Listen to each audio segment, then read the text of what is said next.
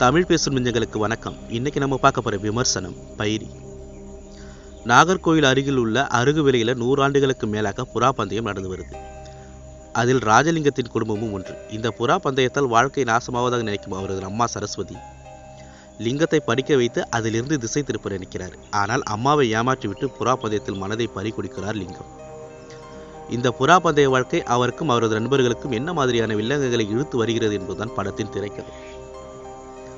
புறா வளர்ப்பு மற்றும் அதன் பந்தய பின்னணியில் ரத்தமும் சதையுமான வாழ்க்கையை அசலாக காண்பித்திருக்கும் அறிமுக இயக்குனர் ஜான் கிளாரியை வரவேற்கலாம். அதிகம் அறிந்திராத குமரி மாவட்டத்தின் இந்த புதிய காலமும் அடர்த்தியான காட்சிகளை கொண்ட திரைக்கதையும் அவருக்கு அழகாகவே கை கொடுத்திருக்கு. வில்லுப்பாட்டின் வழியே கதை சொன்ன விதமும் எலே மக்களே என்பதில் தொடங்கி அந்த மண்ணின் மொழியிலேயே கதாபாத்திரங்களாக மாறிப்போன நடிகர்கள் உலவுவதும் நாகர்கோவிலின் ஏதோ ஒரு தெருவில் அமர்ந்தபடி எதிரில் நடப்பதை வேடிக்கை பார்க்கும் உணர்வை தருகிறது மொத்த படமும். அடுத்த பாகத்தில் என்ன நடக்குமோ என்ற ஆவலை தூண்டியிருக்கும் இதன் கிளைமேக்ஸும் ரசனையாகவே அமைஞ்சிருக்கு. அதே போல இவ்வளவு நடந்திருக்கே போலீஸ்லாம் வரமாட்டாங்களா என்பது உட்பட இயல்பான எழும் கேள்விகளையும் தவிர்க்க முடியல. தொடராமல் இருக்கும் காதலுக்கு அடுத்த பாகத்தில் வேலை வைத்திருப்பார்களோ என்னவோ.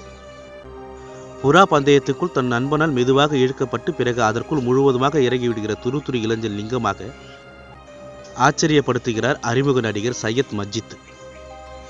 ரவுடியை எதிர்க்கும் கோபக்காரனாகவும் நண்பர்களுக்கு எதுவென்றால் ஆவேசமாகவும் கவர்கிறார். அவர் உடல் மொழியும் அதற்கு ஒத்துழைக்கிறது. ஆனால் அடிக்கடி ஏ என்று கத்தி தலையை சிலுப்புவதை தவிர்த்திருக்கலாம்.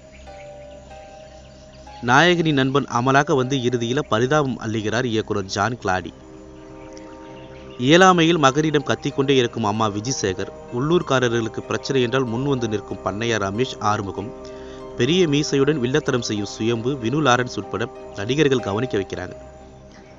நாயகிகள் மேகனா ஐலன் சரண்யாவுக்கு அதிகம் வேலை இல்லை. அருண்ராஜின் பின்னணி இசை கதையின் விறுவிறுப்பை கூட்ட உதவி இருக்கு. ஏரியல் வியூ ஷாட்களில் குறுகிய தெருக்களில் நடக்கும் சண்டை காட்சிகளிலும் புகுந்து விளையாடி இருக்கிறது வசந்தகுமாரின் ஒளிப்பதிவு.